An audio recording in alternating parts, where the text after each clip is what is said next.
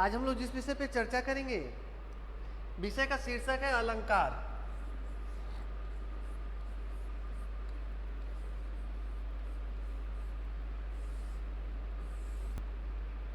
तो सबसे पहले ये जानना जरूरी है जो मैं बार बार आप लोगों से कहता हूं कि किसी भी विषय पर चर्चा से पूर्व उस विषय के बारे में जानना ज़्यादा जरूरी होता है कि आखिर इसका अर्थ क्या है।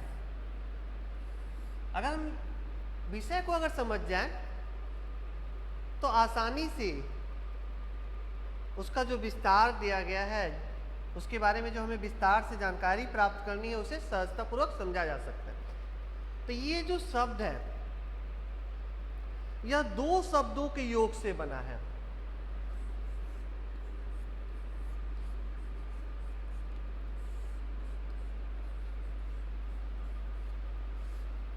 आप लोग जानते हो कि ये जो है अनुस्वार का उच्चारण इस रूप में भी होता है, यानी हम लोग ऐसे भी लिखते हैं कई बार, और इस रूप में भी होता है।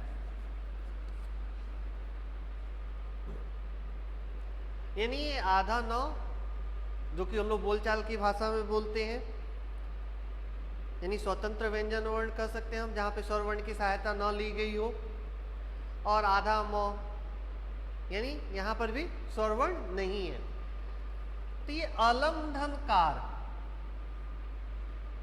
तो यहाँ पे एक चीज और हम लोगों ने देख लिया फिर से कि अनुस्वार का प्रयोग किन किन रूपों में होता है। अब आगे बढ़ते हुए हम लोग यह जानने की कोशिश करेंगे कि इसका अर्थ क्या है।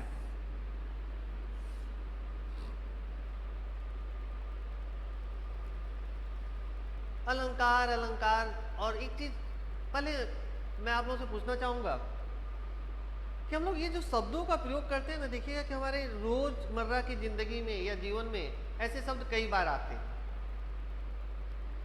तो सोचने की कोशिश कीजिए कि ये शब्द कहां से आया होगा।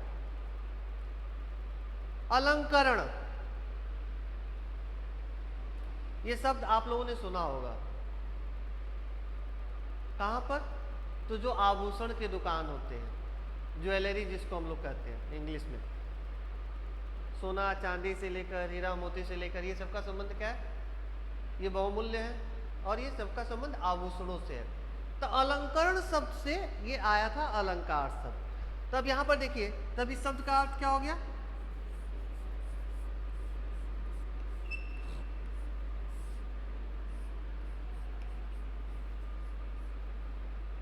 भूषण या सजावट। क्या हो गया इसका अर्थ? भूषण या सजावट। तो जैसे इसका अर्थ हम लोग देख रहे हैं सजाने के अर्थ में, आभूषण का प्रयोग क्यों करते हैं? आभूषण का प्रयोग क्या होता है? सामान्यतः पहले हम लोग देखते थे कि महिलाएं या लड़कियां या औरतें, जो भी कह लो आप लोग, वो लोग इसका प्रयोग करती थी। लेकिन अगर पुराणों में चले जाओ, पौराणिक कथाओं में चले जाओ, तो देखना जो राजा महाराजा हुआ करते थे वो भी इन आभूषणों का प्रयोग करते थे। तो कहने के लिए इसका संबंध हम लोग एक बार ये सोचते हैं कि इसका संबंध महिलाओं से है, लेकिन ऐसा कतई नहीं है। देखा गया है कि अपनी सजावट का प्रयोग जो है, अपने आप को सुंदर दिखाने के लिए, खूबसूरत दिखाने के लिए, पुरुष वर्ग भी अपने आप को इससे अछूता नहीं रख पाया है। पुरुष भी देखना क्या करते हैं, कानों में कुंडल पहनते हैं, हाथों में बाला पहनते हैं, सोने का चैन पहनते हैं, अंगूठी पहनते हैं। तो ये कहीं ना कहीं सबको क्या होता है कि अपने आप को सुंदर दिखाने के या अच्छा दिखाने की कोशिश होती है। इसलिए इस तरह के आभूषणों का प्रयोग या इस प्रकार के जो भी सजावट की वस्तुएं हैं उसका प्रयोग हम लोगों के द्वारा किया जाता है। आप लोग किताब वगैरह में पढ़ोगे तो देखोगे लिखा हुआ है महिलाओं के लिए, स्त्रियों के लिए, लेकिन यह पूर्णतः सत्य नहीं है।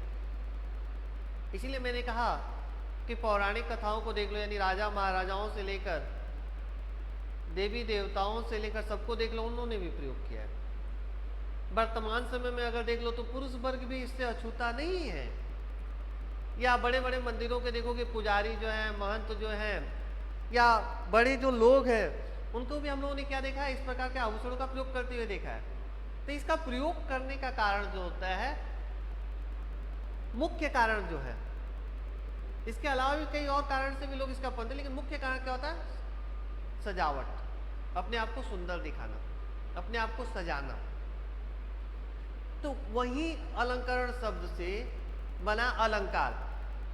तब दूसरा प्रश्न मन में क्या उठेगा तब आप लोगों के? तो सर साहित्य में इसका क्या उपयोग है?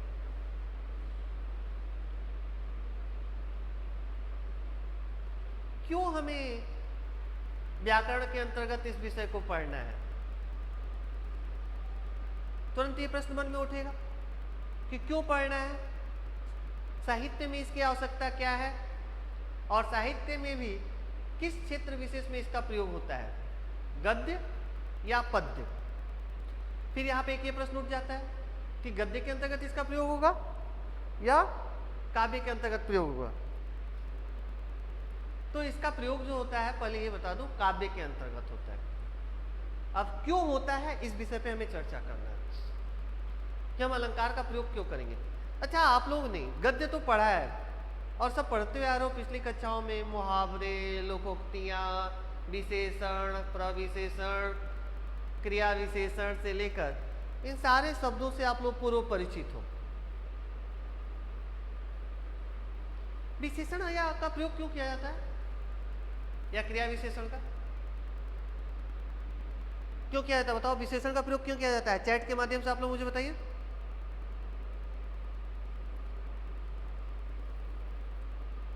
कोई भी एक छात्र या छात्रा मुझे बताओ, विशेषण का प्रयोग क्यों किया जाता है?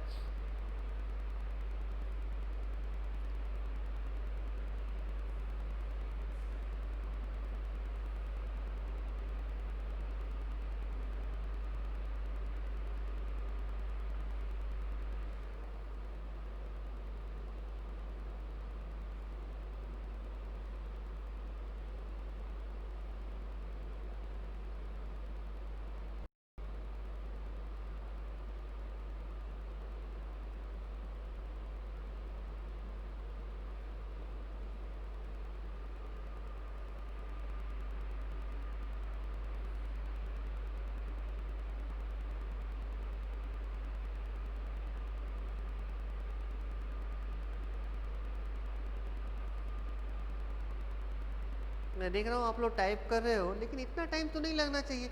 यहाँ तो सिर्फ 2 शब्द हैं। विशेषण का प्रयोग किसी वस्तु की विशेषता बताने के लिए किया जाता है। यानी क्या वस्तु की विशेषता मतलब क्या? उसका गुण या दोष। Very good. विशेषता का अर्थ क्या होता है? गुण या दोष। तो इसलिए हम लोग विशेषण का प्रयोग करते हैं। तो क्रिया विशेषण का क्यों करते हैं? तो क्रिया की विशेषता बताने के लिए। वहां वो क्या होता है? स्पेसिफाई हो जाता है। तो इसी प्रकार लोकोक्तियों मुहावरों का प्रयोग क्यों करते थे? गद्य की शोभा बढ़ाने के लिए। सामान्य से एक कथन आप लोग देख लीजिए ना। अगर हम किसी को बुला रहे हैं, एक वाक्य में बोल रहा हूं, मोहन इधर आओ, मेरे बोलने की शैली में, और एक हम बोल रहे हैं मोहन कृपया इधर आइए, दोनों में अंतर है। एक में क्या है? सम्मानजनक शब्दों का प्रयोग किया गया जिसे सुनकर सबको अच्छा लगेगा, और एक में क्या है? सामान्य कथन जो बोलचाल की भाषा में हम लोग प्रयोग करते रहते हैं, ऐसे कथनों का है। उसी प्रकार काव्य की शोभा बढ़ाने के लिए, काव्य में रोचकता को बढ़ाने के लिए, काव्य में चमत्कार को बढ़ाने के लिए अलंकार शब्द का प्रयोग किया जाता है। मेरे ख्याल से आपके दूसरे प्रश्न का उत्तर अब आप लोगों को स्पष्ट हो गया होगा कि अलंकार का प्रयोग काव्य की शोभा को बढ़ाने के लिए, काव्य में अर्थ की गंभीरता को बढ़ाने के लिए, काव्य में चमत्कार को बढ़ाने के लिए कुछ भी कर सकते हैं। अलंकार शब्द का प्रयोग काव्य के क्षेत्र में किया जाता है। तो जैसे ये विषय हम लोग समझ लिए कि इसका प्रयोग क्यों किया जा रहा है, कैसे किया जा रहा है, तो अब आगे देखना है कैसे किया जाता है। तो उससे पहले अलंकार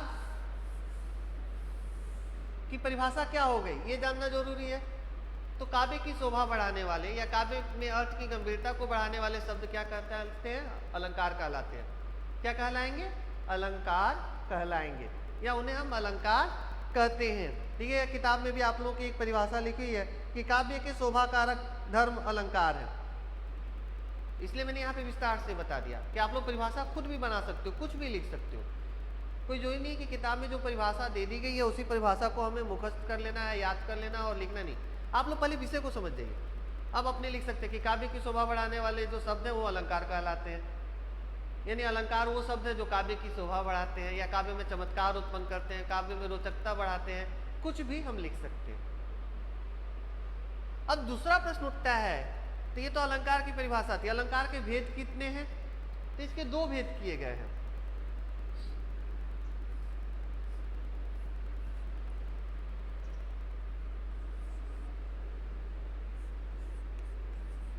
शब्दालंकार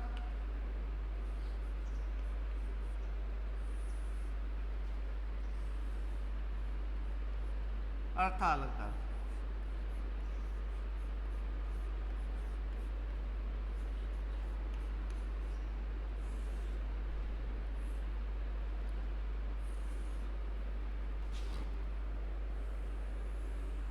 अगर शब्दों पे आप लोग ध्यान दें तो देखिए आपका प्रश्न का उत्तर यही मिल जाएगा कि शब्दालंकार किसे कहते हैं, अर्थालंकार किसे कहते हैं। यानी शब्द, यहाँ पहले इस पर ध्यान दीजिए आप लोग, शब्द और यहाँ पे अर्थ,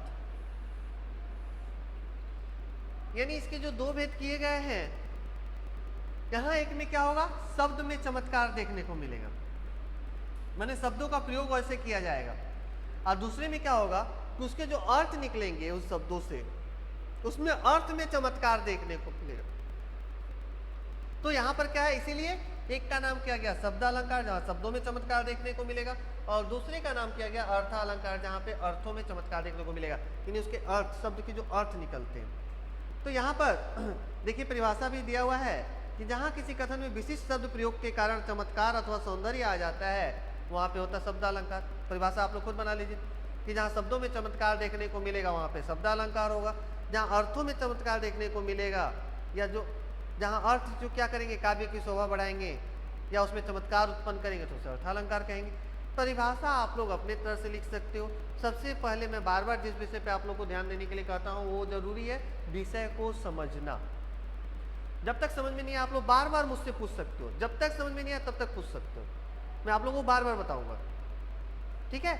लेकिन ये नहीं कहना है कि सर समझ में आ गया, कहीं भी डरने या घबराने की जरूरत नहीं है, बहुत विषय आसान है, सहजता पूर्वक समझा जा सकता है, ठीक है। तो ये था शब्दालंकार और अर्थालंकार। अब देखिए इसके भी भेद किए गए हैं। अब शब्दालंकार के भी मुख्यतः तीन भेद हैं। कौन कौन से?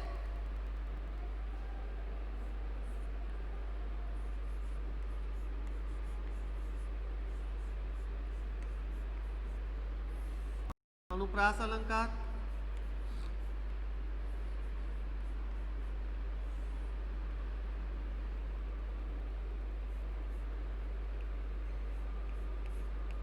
और बताइए कौन कौन से है?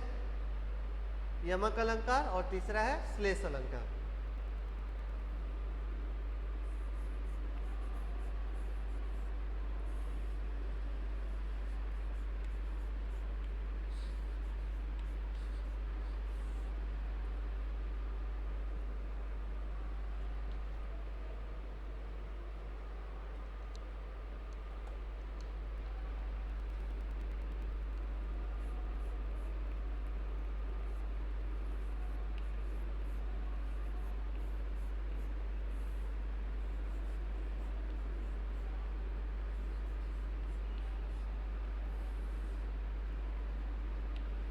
अब यहाँ पे देखिए इसके कितने हैं, तो इसके हम लोग देख रहे हैं कि तीन उपभेद हो गए, माने अलंकार के दो भेद हुए, शब्दालंकार और अर्थालंकार। अब शब्दालंकार के भेद कौन कौन से हैं? तो एक है अनुप्रास अलंकार, दूसरा है यमक अलंकार और तीसरा है श्लेष अलंकार। हम लोग इन विषयों पर भी विस्तार से चर्चा करेंगे, लेकिन पहले हम लोग ये देख ले कि शब्दालंकार के तीन भेद जिस प्रकार हैं उसी प्रकार अर्थालंकार के कितने भेद हैं। तो अर्थालंकार के भी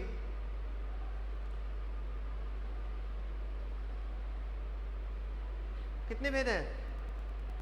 5 बताए गए हैं यहाँ पर, आप लोग को 5 पढ़ना है। कौन कौन सा? तो एक है उपमा अलंकार,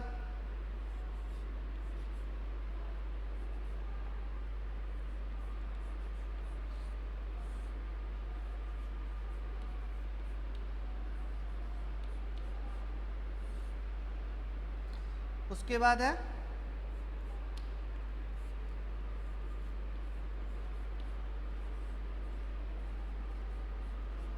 उत्प्रेक्षा अलंकार,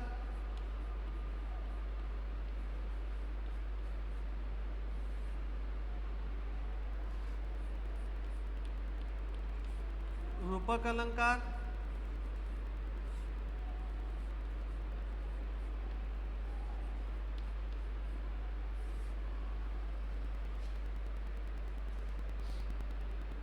और 4 है, कौन सा है, और अतिशयोक्ति अलंकार, और एक है मानवीकरण अलंकार।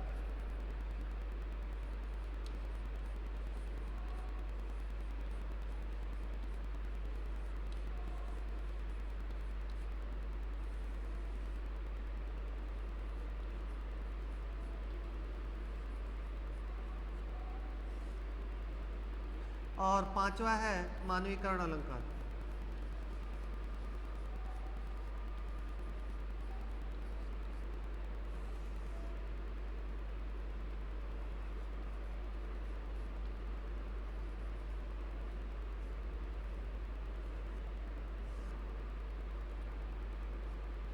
ये 5 हैं अर्थालंकार के अंतर्गत। कौन कौन से? उपमा अलंकार, उत्प्रेक्षा अलंकार, रूपक अलंकार, अतिशयोक्ति अलंकार और मानवीकरण अलंकार। तो मैंने जो एक चीज कहा था यहाँ पर जिसको सबसे ज्यादा समझना जरूरी है अर्थालंकार के अंतर्गत, यहाँ ये जो 3 अलंकार हैं, 3 अलंकार को बहुत अच्छी तरह से आप लोगों को समझना पड़ेगा, क्योंकि एक जगह पर क्या होता है, तुलना की जाती है, दूसरी जगह पे संभावना दिखाई जाएगी, तीसरे में अभेद आरोप रहेगा। अगर इन नियमों को आप लोग जान लें तो इन तीनों अलंकारों को पहचानने में बहुत आसानी होती है। लेकिन आप लोग ये सभी लोग लिख लीजिए पहले अपनी कॉपी में, फिर मैं आगे अनुप्रास अलंकार पे चर्चा करूंगा, फिर यमक पे करूंगा, फिर श्लेष पे करूंगा। आप सभी लोगों ने लिख लिया है?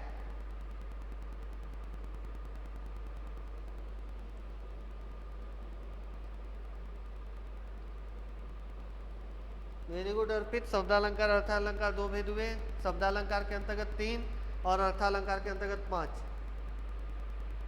आप सबने ये लिख लिया है?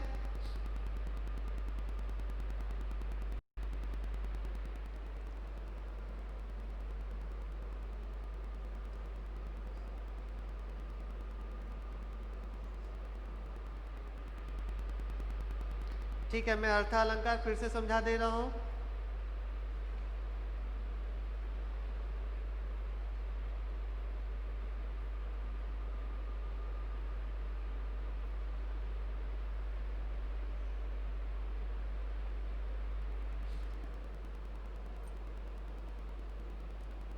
ठीक है, अर्थालंकार समझाकर फिर मैं आगे बढ़ता हूं।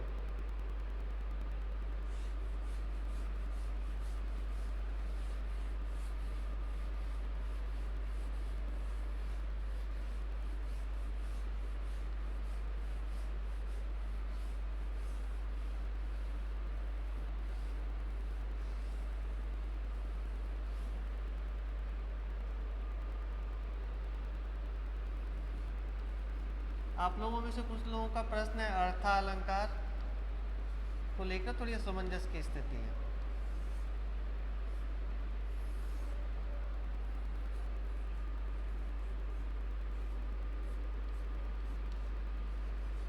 इसको खंडित कर लीजिए सबसे पहले।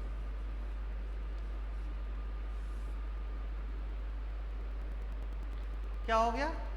अर्थ धन अलंकार, यानी यहां पर ये अलंकार का कार्य जो रहेगा अर्थ में चमत्कार उत्पन्न करना। अब अर्थ में चमत्कार उत्पन्न कैसे होता है? यानी जो शब्दों का प्रयोग किया जा रहा है उस शब्द के अर्थ क्या निकल रहे हैं, उस शब्द का अर्थ क्या है। ठीक है, मैं आप लोगों की किताब से एक उदाहरण दे रहा हूं।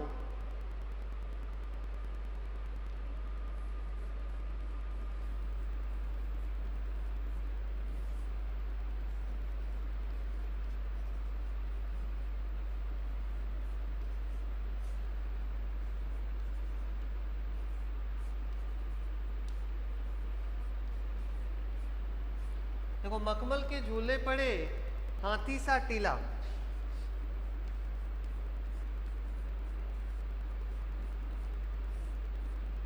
यहाँ देखो शब्द में चमत्कार नहीं है। अच्छा एक चीज बताओ संगम, तुमने जो मुझसे प्रश्न पूछा, मखमल का क्या झूला होता है? यानी मखमल के झूले कहने से यहाँ पे क्या तात्पर्य है? बसंत ऋतु में जो चारों तरफ हरियाली, चारों तरफ एक हरा भरा जो माहौल तैयार हो जाता है, उस संदर्भ में आया। तो क्या हो रहा है यहाँ पे? अर्थ में चमत्कार हुआ। यानी यहाँ शब्दों में कोई चमत्कार नहीं है, शब्दों का अर्थ जो निकल रहा है इसी को कहते हैं अर्थालंकार। यानी जहां काव्य पंक्ति में, यहाँ पे देखो क्या है, यहाँ काव्य पंक्ति में बसंत के आगमन पर उसकी सज धज और शोभा की सादृश्यता किसी की महंत की सवारी के साथ करते हुए चमत्कार उत्पन्न किया गया है। क्या लिखा हुआ है? अगर आगे के शब्दों पे ध्यान दो, हाथी सा टीला। ठीक है, यहां अर्थालंकार क्या है कि प्रमुख, ये एक उदाहरण है। ठीक है,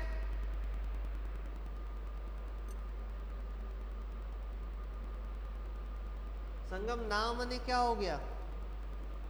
सभी लोगों ने हाँ लिखा है और ना अभी तक लिखे नहीं थे। तो यहां पे जहां पे इस तरह शब्दों का अर्थ निकल जाएगा वहां पर होगा अर्थालंकार, जहां अर्थ में हमें चमत्कार देखने को मिलेगा। यानी शब्द क्या होगा? अर्थ को अभिव्यक्त करेंगे और वहां पे एक चमत्कार देखने को मिलेगा।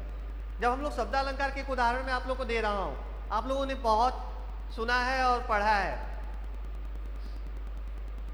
और बार बार मैंने देखा है कि आप लोगों के द्वारा प्रयोग भी किया जाता है। अच्छा बताओ, तो मैं एक उदाहरण बता रहा हूं। खड़क सिंह के खड़कने से खड़कती है खिड़कियां, खिड़कियों के खड़कने से खड़कता है खड़क सिंह। बोलो यहाँ पे शब्दालंकार का ये उदाहरण है या अर्थालंकार का? अब ये किसका भेद है मैं बाद में जाऊंगा।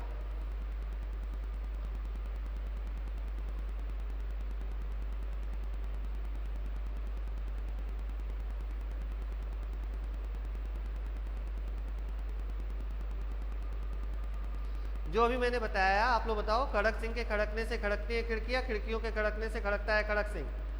या दूसरा उदाहरण भी आप लोगों ने सुना होगा कि चंदू के चाचा ने चंदू की चाची को चांदी की चम्मच से चांदी रात में चटनी चटाई। ऐसे कई उदाहरण आप लोगों ने, या पका पेड़ पे पका पपीता, पका पेड़ या पका पपीता, पके पेड़ को पकड़े पिंकू, पिंकू पकड़े पका पपीता। ये भी आप लोगों ने एक फिल्म में भी देखा है और ऐसे प्रचलित ये उक्ति है। ये किसके उदाहरण है सारे? या इसके अलावा मैं बता रहा हूँ, नारी भी सारी है कि सारी भी नारी है, कि नारी की सारी है कि सारी है कि नारी है। ऐसे कई देखना उदाहरण आप लोगों ने पढ़ा है। तो ये सारे उदाहरण किसके अंतर्गत आ रहे हैं? अर्थालंकार या शब्दालंकार? ये सारे उदाहरण जो है शब्दालंकार के अंतर्गत आ रहे हैं, क्योंकि देखो यहाँ पे शब्दों में चमत्कार देखने को मिल रहा है, यहाँ पे अर्थ में नहीं। यहाँ शब्द एक चमत्कार उत्पन्न कर रहे हैं। जब हम लोग पहला वेद पढ़ेंगे शब्दालंकार का, अनुप्रास अलंकार, ये सारे उसके उदाहरण है। क्योंकि यहाँ पे क्या हो रहा है, एक ही व्यंजन वर्ण या स्वर वर्ण की क्या हो रहा है, स्वतः या क्रमशः आवृत्ति जहाँ पे होती है वहां पर होता है अनुप्रास अलंकार। यानी ये अनुप्रास अलंकार का एक उदाहरण जो भी मैंने अभी बताया, खड़क सिंह वाला, या नारी विस्तारी, या पका पेड़, या चंदू की चाचा। यहाँ देखो स्वतः या क्रमशः क्या हो रहा है, एक ही स्वरवर्ण या व्यंजनवर्ण की क्रमशः आवृत्ति हो रही है। वो अपने आप भी आ रहे हैं या उनको उस तरह से प्रयोग किया गया क्योंकि शब्दों में चमत्कार उत्पन्न करना था, रोचकता उत्पन्न करनी थी। मैं देख रहा था आप लोग कुछ लोग टाइप कर रहे थे, मैंने जैसे ही उत्तर बता दिया आपने टाइप करना बंद कर दिया। क्या बात है कि सर उत्तर बता दे रहे इसलिए अब नहीं टाइप करना है?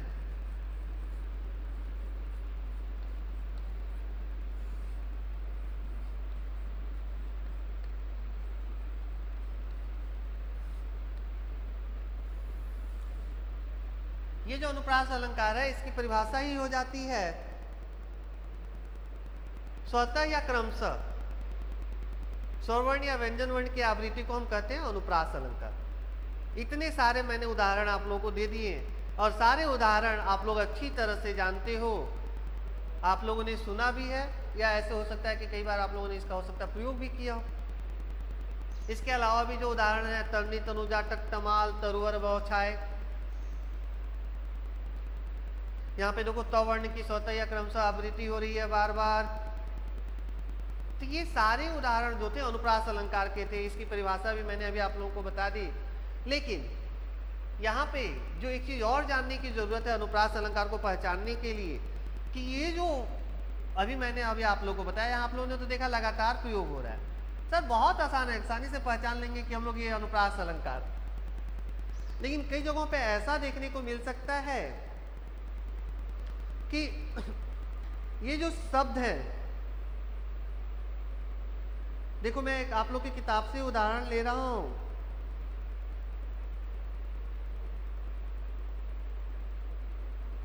देखो छोरटी है,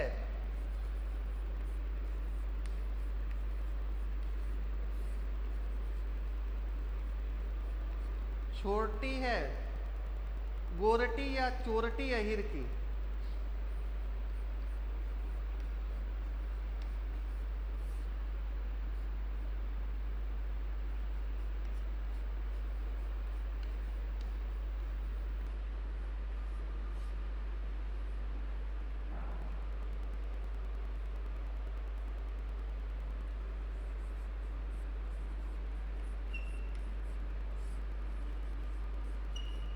अब आप लोग मुझे बताओ कि ये कैसे अनुप्रास अलंकार, वहां तो आसानी से आप लोगों ने पहचान लिया, अब यहाँ पे कैसे पहचानोगे?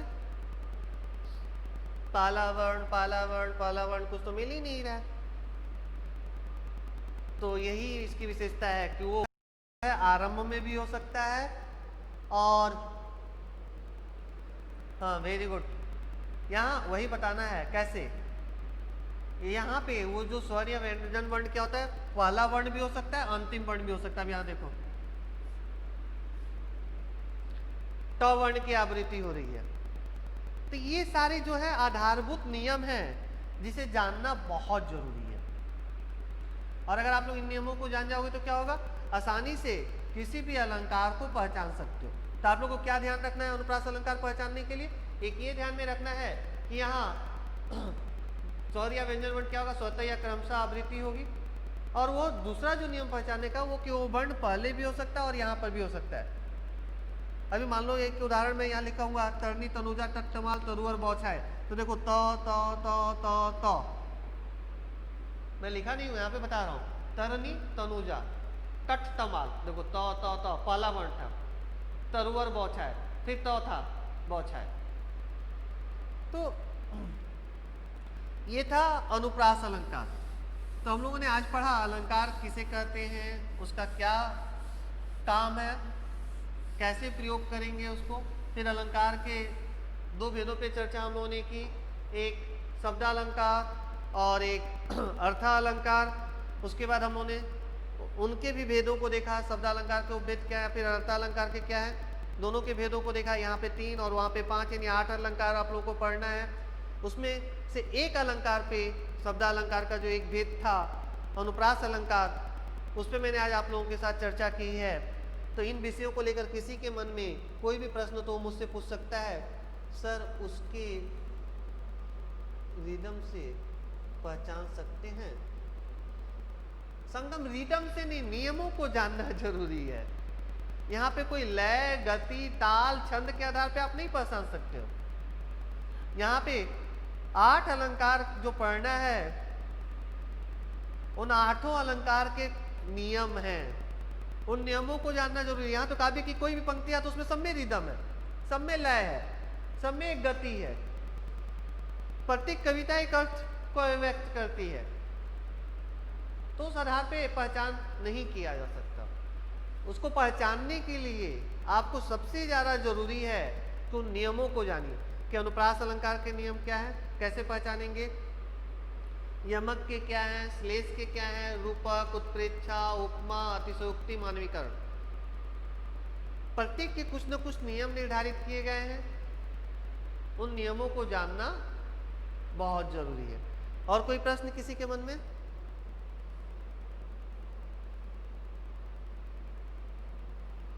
संगम सर, दिलीप सर क्लास क्यों नहीं ले रहे हैं? दिलीप सर का ऑफलाइन वीडियो तो रेगुलर जा रहा है, आप YouTube पे दिलीप सर का वीडियो देख सकते हो। क्यों, दिलीप सर के विषय से कोई प्रश्न है तो मुझसे पूछ सकते हो।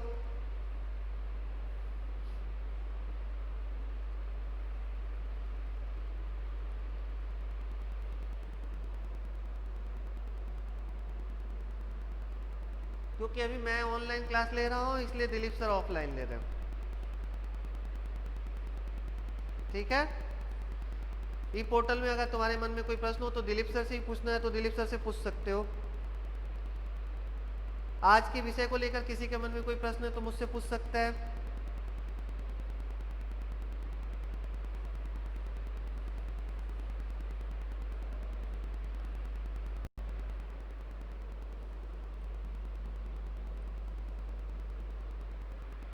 ठीक है, तो मैं आज की कक्षा यही समाप्त कर रहा हूँ। थैंक यू, धन्यवाद। अगली कक्षा में हम लोग इसके बाकी भेदों पर चर्चा करेंगे।